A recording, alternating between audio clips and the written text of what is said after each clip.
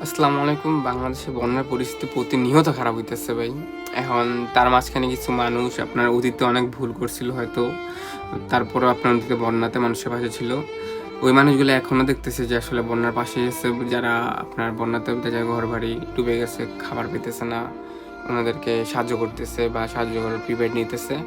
তো উনাদের কমেন্টে যে কিছু বাজে মানুষ আপনার বাজে কমেন্ট করতেছে, মানে আমি বলি কি ভাই, অতীত মানুষের খাতা খারাপ হতেই পারে, তাই না? তো অতীতকে ধরে যে আপনি এখন মানে ফিউচার যে খারাপ হবে তা কিন্তু না।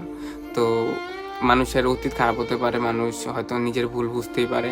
তো বুঝে যদি ওই মানুষটা ভালো হইতে চায়, আশা করি যে ওনাকে ভালো হওয়ার জন্য আপনারা ইন্সপায়ার করবেন, এটাকে আপনারা বাজে মন্তব্য না করে। তো আপনারা উনার পাশে থাকেন, উনাদের পাশে থাকেন, উনাদেরকে আর ট্রোল করেন না ভাই। অনেক রোস্ট করছেন, অনেক ট্রোল করছেন। একটু যারা এরিয়াতে বন্যা হইতাছে